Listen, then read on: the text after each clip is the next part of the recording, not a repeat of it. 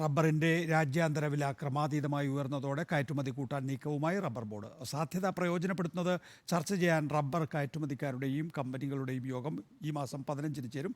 പ്രശാന്ത് ഓട്ടുങ്കൽ വിശദാംശങ്ങളുമായി. പ്രശാന്ത്, എന്തൊക്കെയാണ് കൂട്ടിച്ചേർക്കാനുള്ളത്?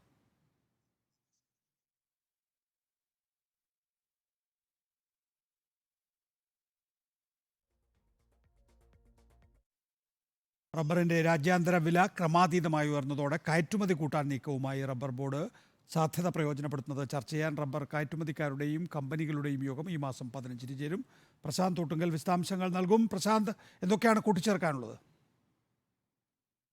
രാജ്യാന്തര വിപണിയിൽ 217 രൂപയാണ്. നിലവിൽ 175 രൂപയുണ്ട്. ഇന്നത്തെ നിരക്കിൽ ചുരുങ്ങിയ ഇറക്കുമതി വില 262 രൂപയാകും. അങ്ങനെ ആഗോള വിപണിയിൽ റബ്ബറിന്റെ ലഭ്യതക്കുറവുമുണ്ട്.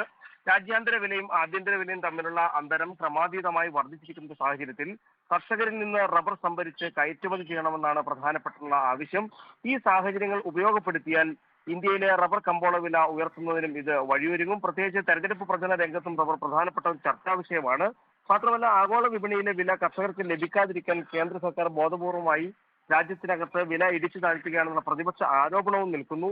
ഈ പ്രതിപക്ഷ ആരോപണത്തിന് മറുപടി കൂടി നൽകാൻ വേണ്ടിയിട്ടാണ് കേന്ദ്ര നിർദ്ദേശപ്രകാരം റബ്ബർ വിപണിയിലെ സാധ്യത പ്രയോജനപ്പെടുത്താൻ റബ്ബർ കയറ്റുമതിക്കാരുടെയും കമ്പനികളുടെയും യോഗം ഈ മാസം 15-ന് കോട്ടയത്തെ റബ്ബർ ബോർഡ് ആസ്ഥാനത്ത് വിളിച്ചിട്ടുണ്ട്.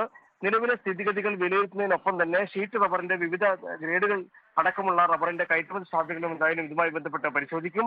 ഈ ഒരു സാഹചര്യത്തിൽ റബ്ബർ വില അന്താരാഷ്ട്ര വിപണിയിൽ വർദ്ധിച്ചിരിക്കുന്ന സാഹചര്യത്തിൽ കയറ്റുമതി എന്നൊരു ആവശ്യത്തിലേക്ക് ഒരു പക്ഷേ എത്തിപ്പെടാനുള്ള സാധ്യതയും ഏറെയാണ്. ഇത് ഇന്ത്യയിലെ റബ്ബർ കർഷകരെ സംബന്ധിച്ച് വളരെ ആശ്വാസപ്രദമായിട്ടുള്ള രീതിയിലേക്ക് കാര്യങ്ങൾ എത്തിക്കുമെന്നാണ് വിദഗ്ധരുടെ വിലയിരുത്തൽ.